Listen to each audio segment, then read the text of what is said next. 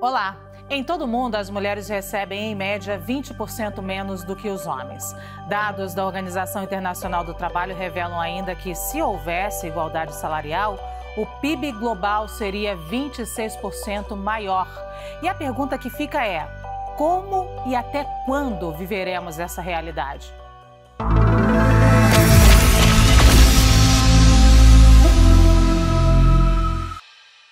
Sejam todas muito bem-vindas, todos muito bem-vindos ao CNN Nosso Mundo. Eu, Luciana Barreto, te convido a passar a próxima hora na companhia deste timaço. Lia Bock, Thaís Herédia, Elisa Vecchi. A nossa convidada de hoje é um exemplo de talento e resistência dentro de um universo dominado por homens.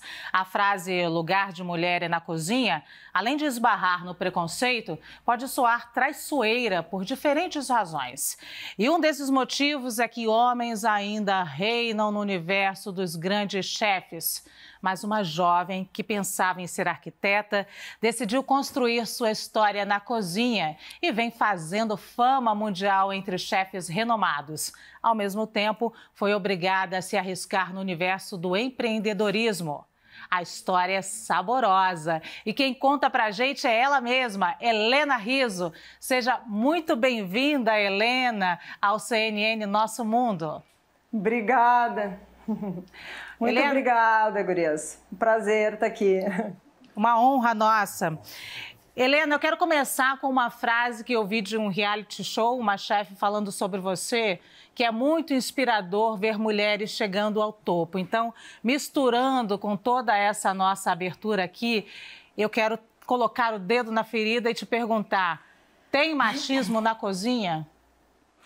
Tem machismo na cozinha, tem machismo no mundo, em todos os lugares. Mas eu acho que a gente tem que estar forte, estar inteira por dentro sempre e lutar por aquilo que a gente quer. Lia Bock. Helena, você trabalha na cozinha há 25 anos, como você contou aqui pra gente nos bastidores. Eu queria saber, nesse tempo, mudou muita coisa com relação ao machismo? Porque nos últimos anos a gente tem visto mudanças sociais grandes com relação a isso. Como você vê essa mudança dentro da cozinha?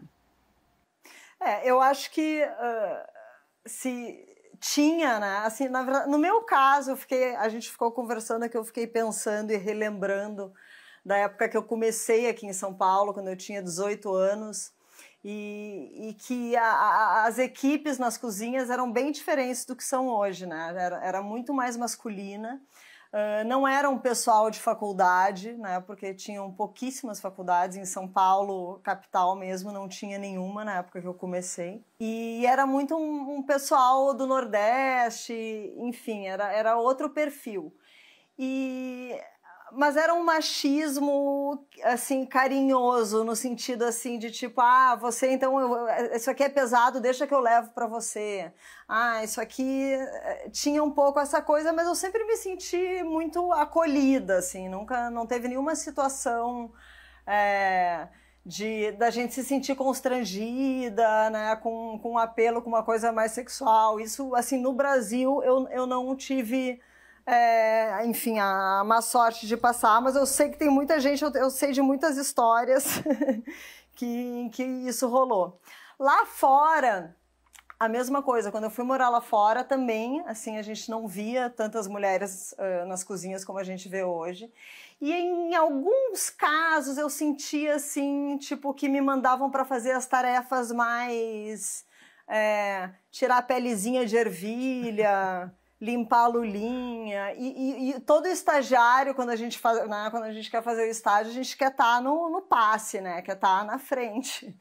E eu, assim, em algumas situações, eu me sentia colocada de escanteio, assim. Daí, nessas situações, eu comecei a fazer muito rápido aquele trabalho chatinho para poder terminar, não ter mais o que fazer e ir para o passe, poder empratar e poder ver como as coisas saíam na hora do serviço, né. Mas eu acho que hoje tem acho que tá todo mundo de olho, tá todo mundo ligado nisso, né? Que se fala alguma coisa que não deve, chama, dá ruim, e dá mesmo. Então, o pessoal tá mais, acho que isso mudou, assim, acho que a galera tá mais ligada, apesar de, enfim, né, eu acho que todas essas coisas aí, elas vêm, né, vêm dentro da gente e tem em todo mundo e é um constante aprendizado, né, todo mundo tem que se melhorar nesse sentido, né. Vai, Thaís. Oi, Helena. Helena, ao mesmo tempo que houve uma evolução aí na participação das mulheres, nos últimos anos houve uma glamorização da cozinha, né? E talvez o espaço das mulheres tenha crescido junto com esse processo. Eu queria te ouvir sobre isso, sobre essa glamorização, de ser chefe é uma coisa glamourosa, de ter uma cozinha gourmet em casa é uma coisa glamourosa, quer dizer, o chefe de cozinha passou a ser uma celebridade. Como é que você avalia esse processo? Eu vou te dizer que eu sou chefe de cozinha e minha profissão não tem glamour. Claro que existe toda uma, né, espetacularização, eu acho, da cozinha. Eu acho que todo o assunto em torno do alimento, do que a gente consome, né, eu acho que a comida tem a ver como a gente se relaciona com a materialidade. Eu acho que isso é um tema importante para ser discutido nos dias de hoje. Eu acho que por isso tantos programas, tantas pautas, mas assim, a minha profissão, eu ainda trabalho na cozinha, né? E quem trabalha na cozinha sabe que esquece o glamour, e às vezes muitas pessoas vão para esse ramo olhando para esse glamour e se deparam com uma história completamente diferente e mudam, né? Então, assim, eu acho que tem todo esse lado de divulgação do trabalho e enfim, informação, e eu vejo um lado positivo nisso, mas assim, esquece glamour. Cozinha é o anti-glamour. Mas por quê? Por que é o anti-glamour? Conta um pouco, fala um pouco dessa realidade. É o anti-glamour porque é um trabalho físico e mental bem puxado. Né? A gente trabalha várias horas de pé, existe o calor da cozinha, existe a pressão do serviço, do tempo, né? Da gente fazer as coisas, a gente se queima, a gente é tenso, assim, é um ambiente, não é um ambiente glamuroso, uma cozinha, assim. Então, eu acho isso, assim, eu acho que é bem, eu vejo lá no Mani hoje, pelo menos 50% da minha equipe é feminina, assim, né? São meninas, e são meninas, assim, todas. Eu estava até falando com o meu subchefe outro dia, assim, a gente estava falando sobre o nosso trabalho, equipe, e a gente estava falando das mulheres que trabalham no Mani hoje, que cada uma, assim, tem uma personalidade muito, enfim, muito única, assim, e muito forte, assim, sabe? As minas ali não abaixam a cabeça, assim. E eu acho isso, e cansativo, assim, cansa, né? Eu, depois de 25 anos, hoje, assim, eu vejo, assim, eu comparo com... Enfim, com 7, 8, 10 anos atrás, eu não tenho mais o mesmo pique, assim, que eu tinha. Porque realmente é um trabalho desgastante, assim. Lindo, mas desgastante. Elizabeth. Muito bem. Helena, eu gostaria de voltar um pouquinho no tempo e falar da sua história. Você nasceu em Porto Alegre, no Rio Grande do Sul, e se desgarrou da família e colocou a vida dentro de uma mala ou duas, e aos 18 anos saiu de casa e veio embora para São Paulo. Aquela Helena lá de trás, em relação à Helena de hoje, assim, de que maneira aquela Helena se enxergava? E quais sonhos você colocou dentro da sua mala e que tipo de força você colocou dentro da sua mala que ajudou você a se construir, a se fortalecer e acreditar que era possível fazer aquilo que você ama e hoje acabou se destacando como uma grande chefe? Eu tinha uma sede de independência, assim. Eu acho que eu tive essa sede muito cedo, assim. Eu sou filha mais velha de 3 irmãos e... Enfim, né, eu tive a minha infância toda em Porto Alegre, tudo, né, eu tenho pais incríveis, família incrível, não foi nenhuma briga, nada disso, mas eu tinha essa sede de vida, assim, e nessa época, esse período que eu fazia faculdade no Sul, ali dos 15, 16, 17, eu trabalhava como modelo também. E São Paulo era o lugar que tinha as coisas, enfim, né? Eu lembro que eu vim com a minha prima uma vez para cá de férias e eu adorei, eu fiquei fascinada com São Paulo, assim, com a vida, com o movimento, com as coisas que tinham. E eu vim para cá, assim, com muita vontade, assim, de fazer as coisas. Vim muito inspirada também por algumas cozinheiras que eu já admirava naquela época, né? Eu era e sou ainda, né, super fã da Neca Mena Barreto, que é uma gaúcha que veio para São Paulo. Eu lembro que eu guardava recortes dos banquetes que ela fazia sempre umas coisas meio surrealistas, diferentes, assim. A Carla Pernambuco também, enfim, que é gaúcha também, né, que tinha vindo aqui para cá.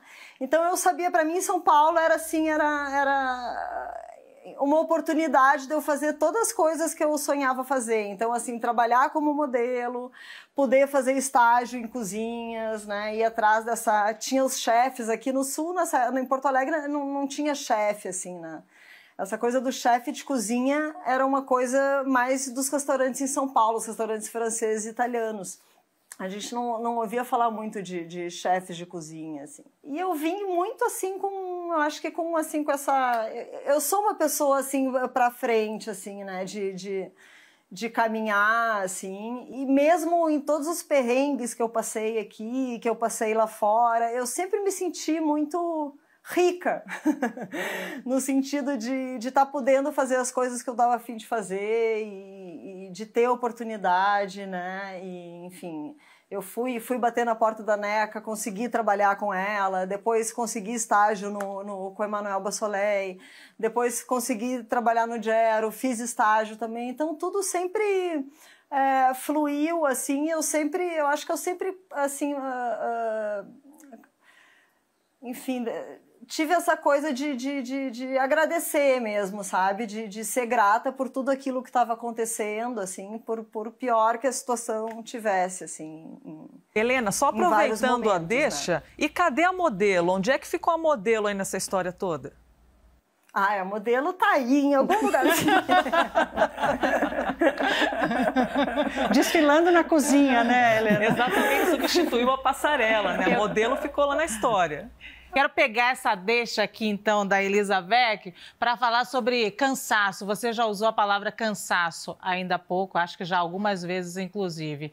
Cansaço, pioneirismo e inspiração. A gente vive hoje muito conectado, redes sociais. E você, como eu disse aqui, uma frase que eu disse no início, começando o programa, que poderia ter sido dita por qualquer uma aqui do CNN Nosso Mundo, né? É uma inspiração chegar ao topo. Cada dia mais a gente está buscando esse tipo de inspiração e as redes sociais nos conectam.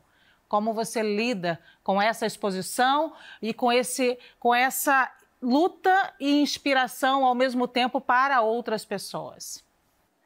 Gente, eu sou uma pessoa, eu sou bem caseira. Eu gosto muito de fazer as coisas simples da vida, assim. Eu gosto de almoçar com a minha família, eu gosto de brincar com a minha filha. A gente desenha juntas, eu adoro desenhar também e pintar, assim. Eu acho bacana esse lado da conexão, né? Eu acho que inspira, mas eu acho que a gente tem que também, assim, dar uma freada de vez em quando, assim, sabe? Sair um pouco e viver a vida. E daí, falando da inspiração, eu acho que a inspiração, ela precisa de um vazio um pouco, às vezes, para ela vir. Sabe, a gente precisa esvaziar, zerar e para deixar as coisas acontecerem. Foi engraçado porque no começo desse ano até, a gente, enfim, fiquei 10 dias com a minha família na praia, meus pais vieram e tal, e daí começou o ano e tipo, aquela loucura, restaurante, esse, aquele outro. E mil coisas, trabalhos, e TV, e não sei o que lá. E daí tu te sente, assim, sabe quando tu começa a te sentir, assim... Eu falei, gente, não é possível, sabe? Assim, não dá pra viver assim. E daí veio tudo isso, né? Veio o coronavírus e quarentena e esse parar um pouco, né? Esse não ter muito para onde ir, o que fazer. Então é aqui agora. Então vamos ficar aqui agora, viver esse. Enfim, não sei se eu te respondi assim, mas. E respondeu, e eu queria saber um pouquinho mais como é ser pioneira nesse sentido, né, de ser premiada e de se tornar inspiração para as pessoas. Isso te traz um cansaço também? Era esse cansaço que eu estava relacionando. Este cansaço me traz. Eu acho que eu sou cansada. Eu sou uma pessoa cansada e eu luto contra o meu cansaço. Para quem passa 18 horas na cozinha, ser cansada. Vai, Helena, eu queria falar um pouco de Brasil, né? Os chefes, de uma forma geral, valorizam muito o pequeno produtor, o consumo local, mas o agronegócio brasileiro gira em outra rotação, né? Eu queria saber de você, você acha que o sistema brasileiro prejudica o pequeno produtor? E existe uma forma dessas duas pontas, né, agronegócio e pequeno produtor, existirem em harmonia, né? Como você vê essa questão? Eu acho que prejudica, com certeza. Acho que a gente vive um momento bem crítico disso, né, no Brasil. Acho muito triste assim, o que estão fazendo, a destruição que está sendo feita com o nosso território, com a riqueza que a gente tem, com a nossa biodiversidade, enfim, plantas, bichos. Acho bem triste, prejudica. Acho que teria que conviver, né? Acho que o primeiro passo seria conviver. Acho que existem outras alternativas, né? De se plantar. A monocultura não é o único viés, né? Assim, tem agrofloresta, a gente vê outros exemplos. No Brasil, alguns pequenos, e lá fora muitos exemplos também de reflorestamento. Enfim, acho que a gente está precisando voltar um pouquinho para trás aí e reaprender algumas coisas, assim, porque, enfim, assim, o que está pintado por aí como futuro eu acho bem catastrófico, assim, acho bem horroroso. Mas como é que a cadeia de restaurantes pode colaborar para esse processo, Helena? O que é mais fácil nem sempre é o que é o ideal, né? Principalmente na gestão de um negócio. Eu tenho mania, desde que a gente começou assim, o restaurante, eu sempre tive esse olhar assim, para o ingrediente, né? E para o produtor, eu sou bem conectada assim, com algumas pessoas, enfim, que plantam e que estão trabalhando com agrofloresta, porque não é só o orgânico, né? Assim, tem outras maneiras, agricultura familiar, né? E eu tento utilizar o máximo que eu consigo, né? Comprar o máximo que eu consigo desses produtores e trazer isso para a comida, né? Enfim, eu adoro. E a gente trabalha hoje em cima disso, na verdade, né? Muito o que tem para trabalhar, né? O que está tendo na estação agora, o que aquele produtor plantou, o que está tendo. A gente tem essa troca do que a gente quer que plante às vezes também. E no Mania a gente trabalha, assim, pode dizer que é um 90% de hortifruti a gente consegue trabalhar orgânico hoje. Eu acho que cresceu também um pouco, mas assim, está sempre ameaçado, né? Assim, nos dias atuais, assim.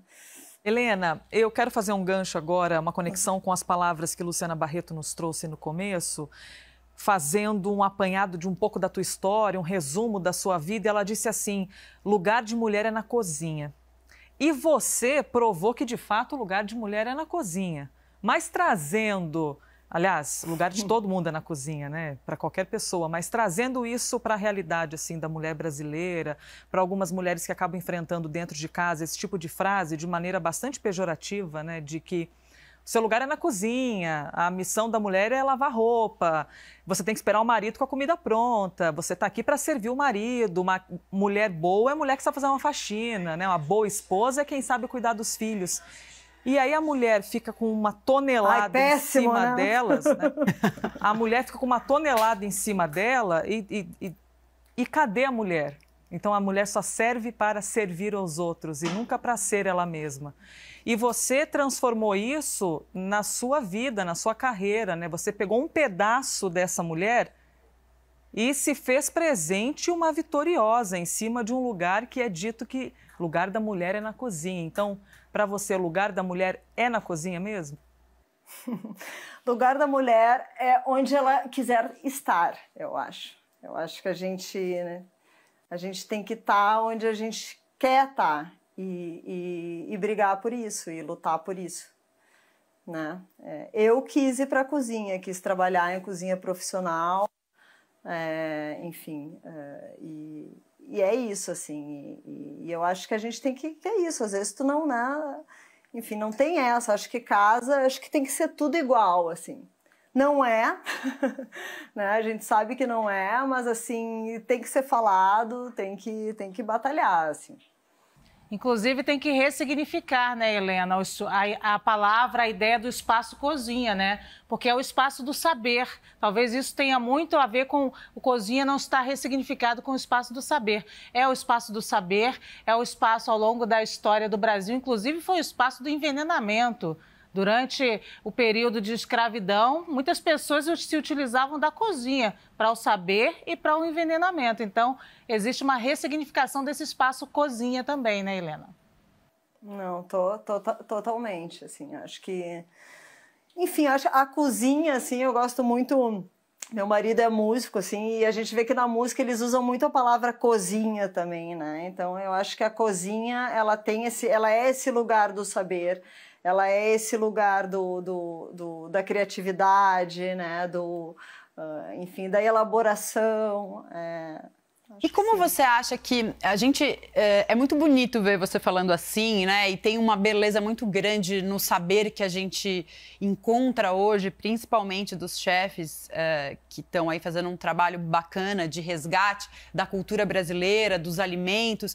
E aí, na outra mão, a gente tem o fast food, que é muito barato e que é muito acessível e que vai equalizando, né, o gosto das pessoas, que vai criando uma coisa monocórdia, né? Como você vê essa falta, né, da diversidade que é tão nossa, mas que acaba sendo suprimida por uma coisa massificada que vem para ocupar de forma massiva? Gente, eu acho que o fast food, ele, enfim, em tempos de fome, né, assim, o fast food, ele foi uma saída também, né, e eu acho assim, e tem pessoas que não gostam de comer, que não dão muita importância para o comer também, né. Eu não sei, eu não sou muito de cagar regra, assim, também nesse sentido, né, enfim, eu acho que o fast food ele pode ser melhor trabalhado.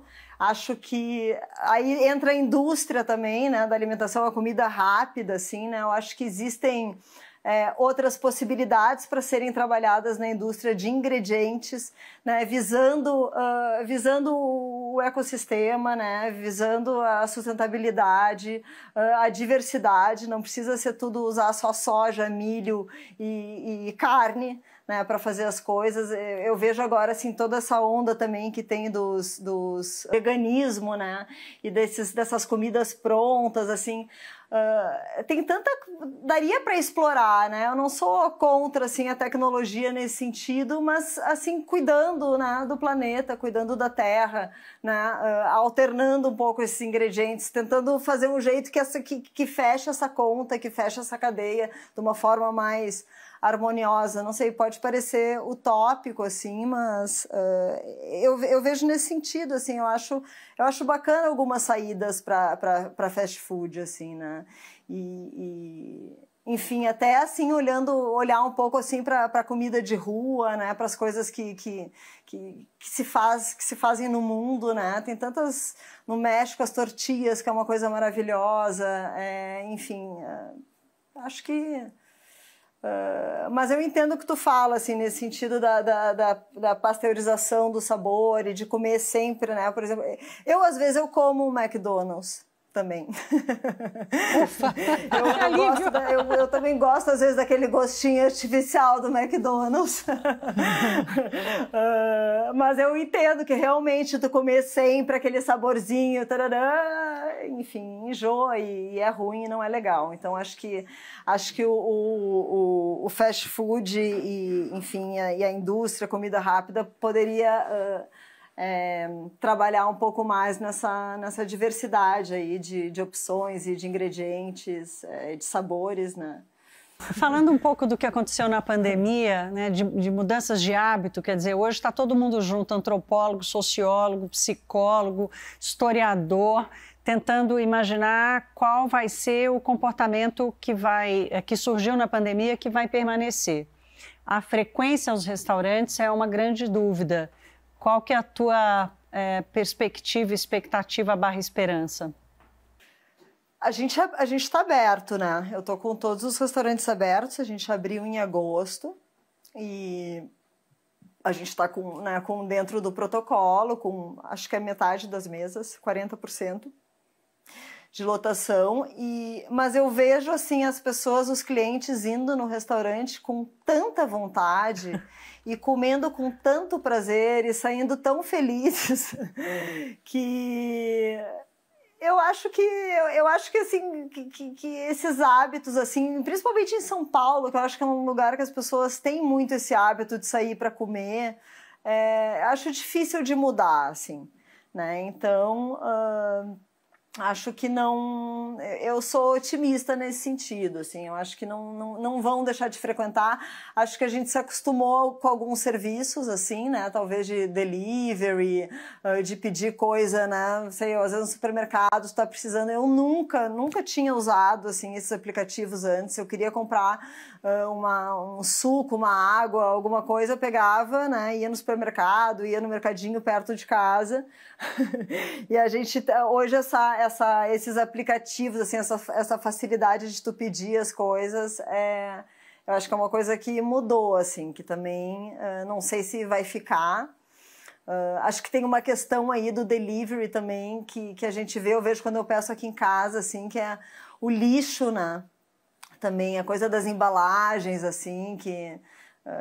enfim, acaba e a gente tem que controlar isso também por um lado, enfim, sei lá, mas assim, em relação a restaurante, as pessoas irem nos lugares, pelo que eu estou vivendo agora e pelo que eu tenho visto e trocado com as pessoas que estão frequentando meu restaurante, eu sinto isso, assim, eu sinto uma vontade, eu tava louca para sair, nossa, aqui é o primeiro lugar que eu venho, depois não sei. A gente fica com aquela impressão, Helena, que uma comida boa é aquela que é cara, que no fim chega a conta e a conta é sempre muito alta. Mas e aí, comida boa é comida cara ou um ovo frito bem feito pode ser tão bom quanto?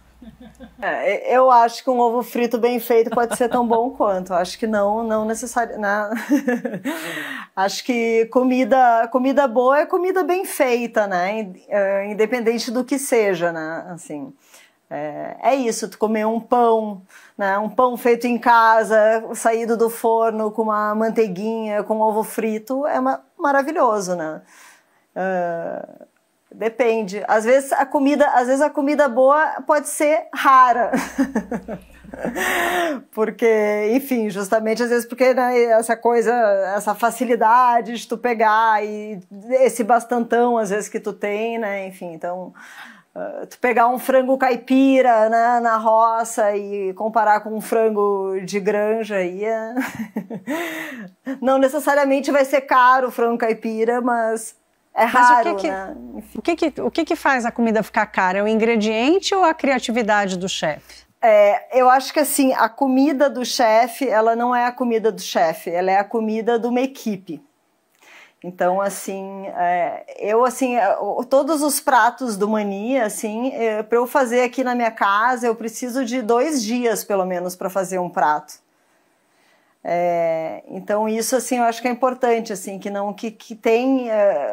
esse fazer, ele é feito por várias pessoas, em diferentes processos, né? Então, eu acho que a equipe... Eu vejo, por exemplo, a gente está trabalhando com menos pessoas na equipe, né, recebendo menos pessoas no restaurante, eu tive que reduzir um pouco o cardápio do Mani, para a gente conseguir fazer tudo, né? Eu tinha antes, enfim, só para tu fazer um caldo, um fundo, tu leva 2 dias, né? Porque tu assa, né, os ossos, daí tu faz ali a brasa, daí cozinha o dia inteiro. Aí tu tem que coar aquele panelão, daí tu tem que deixar esfriar para tirar a gordura de cima, daí tu leva outra vez pro fogo, reduz. Então, a cozinha do restaurante é um trabalho que precisa de uma equipe.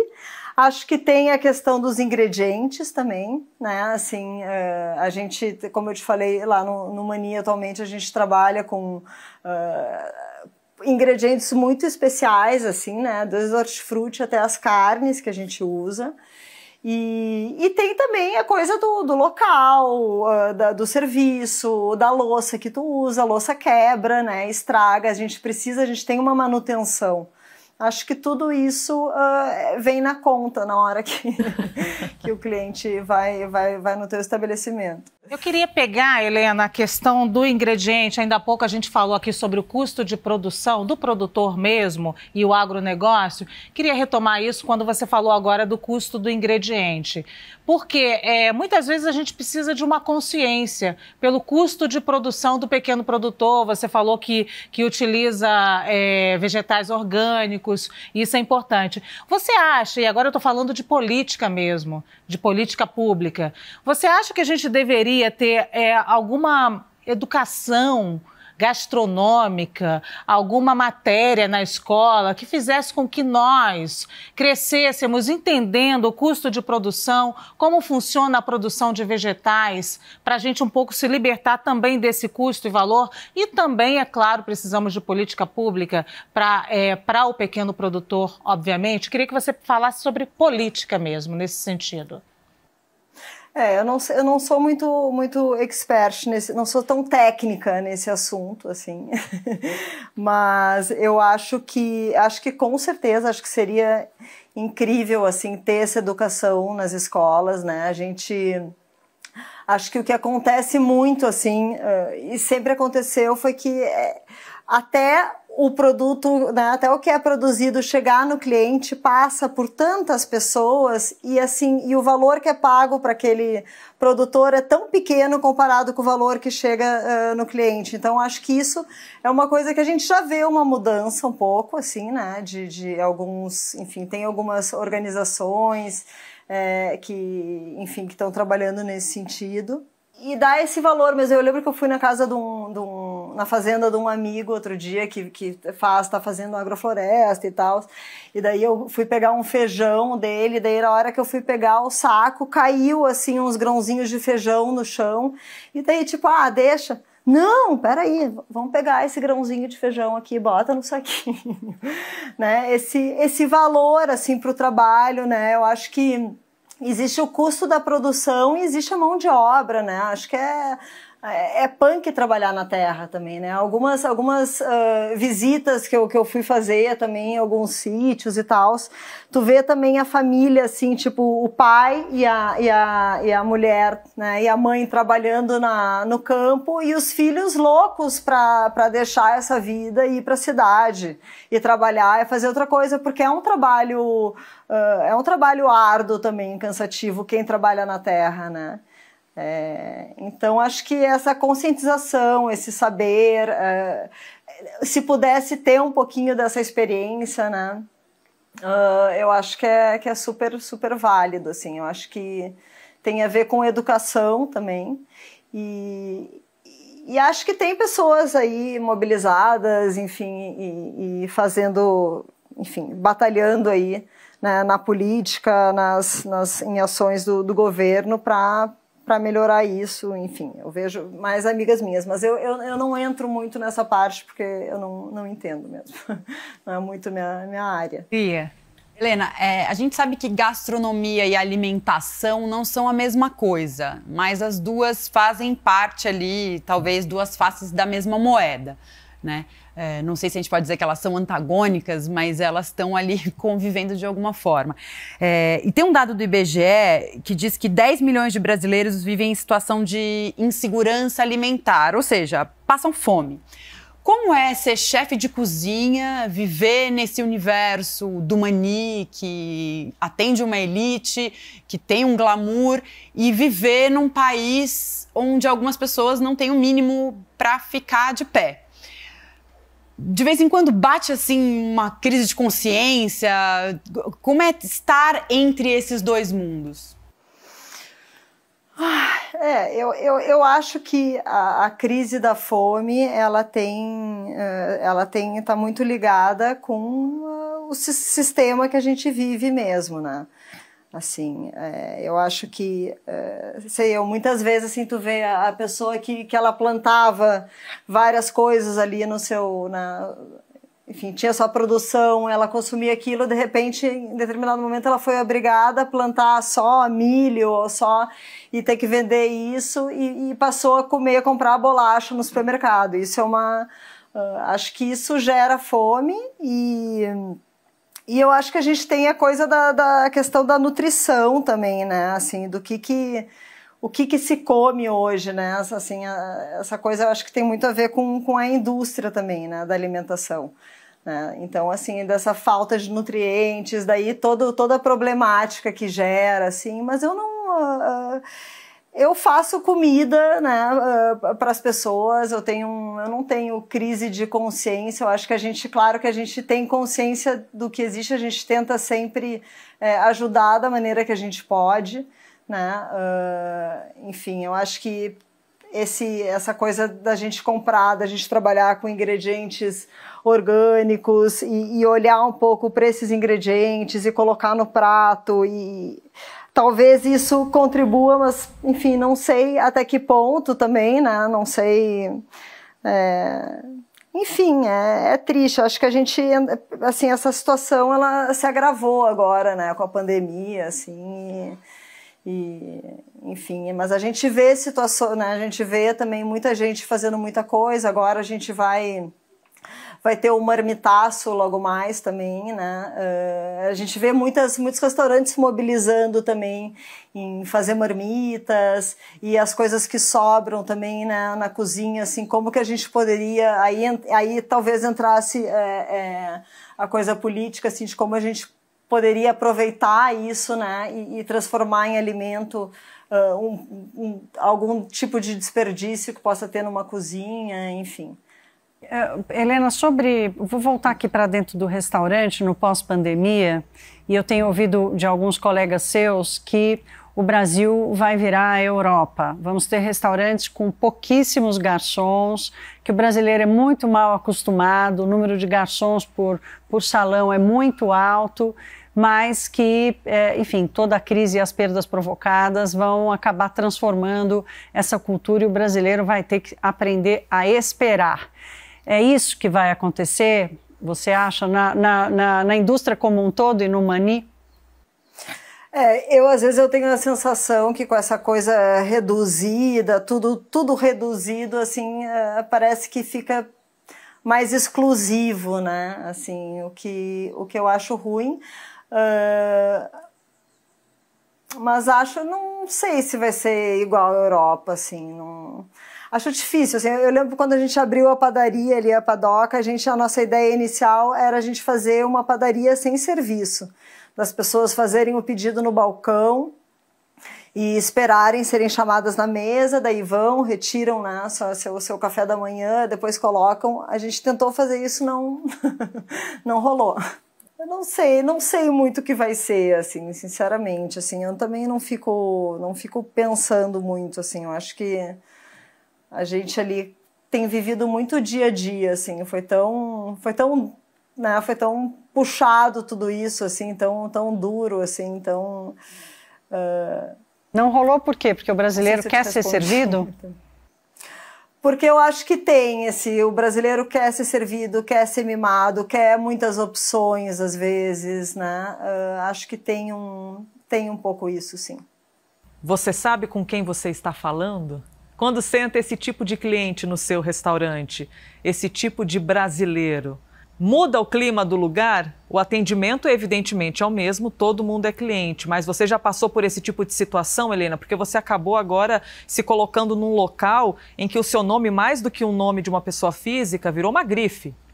Então, virou um restaurante visado. Muita gente que tem condição de pagar muito caro por uma comida acaba frequentando um restaurante como o seu. E esse tipo de cliente do você sabe com quem você está falando, é comum de ser visto por aí ainda? Olha, às vezes eu sou muito assim. Eu fico na cozinha quando eu tô no Mani. Eu gosto de ficar dentro da cozinha. Tem dias que eu fico muito cansada na cozinha, daí eu acabo nem indo no salão. vou direto para casa. Mas eu procuro sempre assim guardar uma energia para ir no salão, falar com as pessoas. O retorno que a gente tem muito dos clientes é mais pelo pessoal que trabalha no salão, né? Que entra na boqueta de cozinha reclamando. Quando acontece esse tipo de caso, eu nem vou. Nem me disponho. Melhor não se meter. De vez em quando dá uma vontade de fugir um pouco dessa coisa de ser tão pop, de ter ganhado um prêmio Michelin, de todo mundo querer ver, conversar com a Helena. Dá vontade de fugir, ficar só dentro da cozinha mesmo, porque é a tua essência, é o que você gosta de fazer? Eu faço isso. Eu fico muito dentro da cozinha, mas assim, eu sinceramente, assim, eu sou uma pessoa bem normal, assim, eu não tenho... Isso para mim não é um peso, eu gosto de conversar com as pessoas que vão no restaurante também, eu tiro foto, eu acho mó barato que tem muita criança que vai, que gosta e que se interessa por cozinha, quer saber, quer tirar foto. Isso não é uma coisa que me incomoda. Às vezes, eu saio muito cansada do serviço e eu não tenho... Saio, tipo, sem assunto, assim, tipo, esvaziada, e daí eu quero ir pra minha casa. Mas eu procuro ir nos casos das pessoas e... é muito raro hoje, assim, sabe? Às vezes tem umas pessoas mais exigentes, tu vê uma coisa mais fechada, assim, mas... Enfim, não... Já teve algumas situações no Mani de cliente chegar e não ter mesa e querer sentar... Né? Ou mesmo agora na pandemia, de querer ficar até mais tarde, querer ficar bebendo mais, e da gente falar, gente, ó, veja bem, a situação é esta. Queria falar do prêmio, né? Você ganhou o prêmio de melhor chefe do mundo em 2014, mas eu já vi você fazendo algumas ressalvas com relação a esse tipo de premiação que coloca o chefe num pedestal. E você falou bastante da equipe aqui, né? Reforçou que é um trabalho de equipe. Eu queria saber, qual é o maior perigo de ganhar um prêmio desse? Eu acho que o maior perigo para um chefe de cozinha, enfim, que pode acontecer é ele achar, de repente, que ele sabe tudo. E que ele realmente é o melhor chefe de cozinha, enfim. Eu acho que... né, esse prêmio, eu sou muito grata a ele, foi muito bacana para mim, me trouxe muito trabalho, me trouxe prestígio, eu recebo muita gente, muito cliente internacional no Mani, muita gente do Brasil, de outros estados, então assim, tem um lado muito bacana. Mas o que eu falo sempre é essa coisa assim, o melhor, né? A melhor nisso, o maior isso, isso é uma coisa tão relativa, assim, e falando de cozinha, a cozinha, ela é tão mais pé no chão, né? A gente pode fazer um dia uma coisa maravilhosa, outro dia tu pode fazer uma grande cagada, e a gente faz cagada o tempo todo na cozinha também, e eu acho que o mais bacana dessa profissão, desse trabalho, é que a cozinha, ela é tão infinita, né? Assim, ela é tão cheia de possibilidades e de coisas que a gente pode aprender sempre, e sempre evoluir, sempre tentar melhorar. Helena, eu quero trazer um assunto aqui que para mim é importante quando a gente fala de gastronomia e fala de cozinha, que é a cozinha, né, ao longo da história do Brasil, sempre foi o espaço da mulher negra. E aqui no Brasil, o espaço do glamour, da gastronomia, é um espaço para pessoas brancas, homens brancos no geral. E aí a gente fez um recorte de gênero aqui, eu queria te ouvir também sobre um recorte de raça. que você nos dissesse, porque mesmo a essência da nossa cozinha vem de mulheres negras ao longo da nossa história. E são elas que ainda estão na cozinha hoje. Por que que tem essa diferença? A gente pode falar também de racismo estrutural na cozinha? Sim, eu acho que tem, né? Acho que pega, o bicho pega no Brasil, né? Eu acho que isso tem a ver com a nossa história, né? Enfim, como... E hoje, assim, a gente vê também que tem uma coisa, assim, acho que tem um racismo forte aí ainda, né? Eu, por exemplo, a cozinheira da minha avó, que é a Wanda, que foi com quem eu aprendi muita coisa e até hoje eu aplico assim nas coisas que ela me ensinou, que eu via ela fazendo, que eu gostava de comer na casa da minha avó. Ela era negra, a Wanda, a Wandina, assim, é uma baita cozinheira, assim. A minha subchefe é negra, que é a Carla, que começou a trabalhar há 8 anos com a gente também, lá no Mani, e é uma pessoa incrível, assim, tipo, de um capricho, assim, inacreditável, ótima, maravilhosa. Enfim, acho que a gente vai abrindo, mas existe realmente, de fato, tu vê poucos chefes de cozinha negros ou negras, né, no Brasil, assim, é louco. Porque tem muita gente boa aí. Vai, Thaís. Helena, sobre o prêmio Michelin, por que o Brasil não tem um restaurante 3 estrelas? Por que é tão difícil conseguir essa premiação num país tão grande e diverso, com gente tão talentosa como você? Pois é, eu acho que o Michelin no Brasil, assim, primeiro, uma das coisas que eu acho que está errada é contemplar só São Paulo e Rio de Janeiro, né? Assim, com o Brasil, o tamanho que ele é, com a diversidade, né, culinária, gastronômica que a gente tem. Mas eu acho que o Michelin, ele é muito... Ele é apoiado, baseado um pouco no serviço francês, né? No que é, no padrão de excelência do que é um serviço, enfim... Não sei, eu tenho essa impressão, assim, e eu acho que tem muito a ver, talvez, com essa coisa do serviço. Atrapalha a indústria brasileira, atrapalha o turismo brasileiro não ter, porque tem muita gente que faz viagem para conhecer esses restaurantes? Eu acho que a pessoa, quando ela vai viajar para um lugar, assim, ela tem que sair um pouco, assim, dessas coisas, assim, na verdade. Assim, eu acho que o barato de ter num lugar é tu experimentar a cozinha local com as suas imperfeições e, enfim, e com o serviço também, né, do seu jeito, essa maneira. Eu não sei, eu penso, eu não sou muito, assim, apesar de ter estrela e achar super bacana e achar que a gente tem uma estrela Michelin e eu acho maravilhoso manter essa estrela Michelin, estou super satisfeita. Essa pressão de estrela a gente vê lá na França, eu acho uma loucura. Mas assim, acho que o Brasil, a gente tem uma cozinha incrível, né? Assim, tem um jeito de fazer as coisas, de misturar, de associar experiências, ingredientes, único assim no mundo. E, claro, acho que enfim, talvez essa parte de turismo, de atrair gente de fora, tem a ver com toda uma outra situação também, né? Assim, mas... Como nos restam já poucos minutos, eu vou fazer um 2 em 1 aqui, tá bom? Pague 1, leve 2. Primeiro, eu gostaria que você nos desse uma dica de algum lugar no mundo gostoso para viajar, para comer uma boa comida, ou algum restaurante, algum cantinho que você gosta muito e poderia indicar para a gente.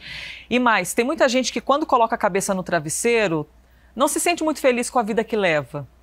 De repente não faz o que gosta ou sonhava com uma coisa e passou a fazer outra. E você conseguiu fazer disso a sua vida, né? Você se fez em cima do seu prazer. Que característica ou que dica você deixa para as pessoas que têm um sonho como o seu, mas ainda não conseguiram chegar onde você chegou? Você enfrentou muitos problemas, evidentemente, mas o que fez você se manter ali firme e forte na luta? Lugar para viajar, o lugar que para mim que foi mais incrível assim de cozinha foi o Japão. O Japão para mim foi um sonho assim ter conhecido o Japão e ter comido assim desde em restaurantes super bacanas até comida de rua no Japão, até entrar numas biboquinhas embaixo da ponte na rua e comer tomar um caldo, comer um lamen, enfim. O Japão eu acho um lugar incrível, assim, e eu gosto muito da cozinha japonesa. E a outra pergunta qual era? Uma característica... se eu deito... Isso, para você compartilhar com a gente essa característica de mulher forte, guerreira, batalhadora. O que fez você não desistir? O que você acha que você tem, assim, que fez com que você seguisse firme e forte, até para passar de dica para quem está assistindo, e tem um sonho e a vontade de se realizar como você se realizou? A gente tem que aprender, assim, a conviver... a passar pelas dificuldades, a saber que às vezes a gente sofre, né? Tipo, você falou que você faz o que você ama. A cozinha, assim, eu comecei nessa profissão fazendo cozinha, que é uma coisa que eu gostava, que eu sempre gostei, mas eu tive muitos momentos na cozinha em que eu achei que não era mais aquilo e que eu tive vontade de estar longe. Eu já passei por vários períodos de crise também no restaurante, de querer mudar de profissão, de querer fazer outra coisa. Enfim, eu acho que tudo isso sempre foi rico, né? Assim, olhando a tua vida, a maneira de tu fazer e lidar com as coisas e como tu vai mudando, né? Por exemplo, eu tinha um apego muito grande com a cozinha, com o que eu fazia, com o jeito de montar os pratos. Então tu vai passando por essas, enfim, vai se deparando, né, com essas realidades e acho que vai mudando tua visão e tu vai te relacionando de formas diferentes e dando uma continuidade, né? Você já falou aqui que não deu a entender pelo menos que não é a pessoa mais apegada à fama e aos prêmios, mas há alguns anos você foi para a televisão, né, trabalhar na televisão. E eu queria saber como foi essa sua ida para a TV, assim, e como você lidou e tem lidado com a fama nesse sentido, depois de botar a sua cara, né, na TV. Bem, a TV eu fiz, enfim, primeiro porque eu gostava do formato do programa, né, conheço o André, conheci o Claude, acabei conhecendo o Felipe, mas eu aceitei fazer muito por opção de trabalho também, assim, né? Enfim, de questão financeira também, eu quis fazer esse programa, né? E foi muito legal, mas é o que eu tô te falando, assim, eu acho que, né, essa fama, essa coisa, assim, eu sou uma pessoa que eu não... Eu vou na pracinha com a minha filha, eu vou no supermercado, eu ando na rua, eu saio para correr. Não é uma coisa, eu não lido com esse assédio, assim, eu não tenho essa... Não é uma coisa, de fato, assim, tô te falando, não acontece isso na minha vida. Entendeu? Eu falo com todo mundo normal, eu converso com mãe na pracinha que eu não conheço, eu vou aqui, eu vou ali, vou em tudo, eu não tenho essa aura, essa proteção, essa coisa de fama, é muito tranquilo isso, assim. Helena, a gente está chegando ao fim agora do programa e foi um programa que a gente pôde falar de fome, desigualdade social, começamos falando do machismo, depois falamos inclusive de racismo e aí agora eu queria introduzir uma outra temática para você aqui, que você já citou, que é o regionalismo, quando falou que se valoriza os restaurantes mais do Sudeste, São Paulo, Rio de Janeiro. E aí eu te pergunto, para terminar essa nossa conversa, qual é a tua utopia para a preservação da nossa herança cultural, do nosso Brasil rico, como você já trouxe aqui? Eu acho que a minha utopia é que, enfim, eu acho que as pessoas, acho que todo mundo no mundo, né, deveria ter, enfim, direito de, né, condições para se alimentar bem, né, para viver bem, morar bem, ter acesso à saúde. Eu acho que isso é acho que isso é uma utopia hoje, assim, mas eu acho que isso seria o básico, assim, né, que todo mundo tivesse acesso às coisas básicas da vida. Eu acho que, enfim, em relação à natureza, assim, acho que eu sempre fui uma pessoa que eu gostei muito da natureza. Acho que a gente tira, né, enfim, tira tudo daí. A gente tá, né, a gente faz parte disso, assim. Então, e é isso, assim. Acho que a tua utopia, Helena Rizzo, é a nossa utopia. Eu agradeço muito aqui a sua participação no CNN Nosso Mundo.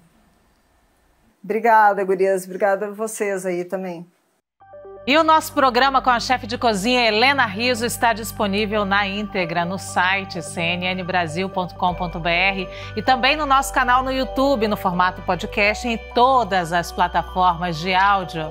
Esta é a CNN Inconfundível.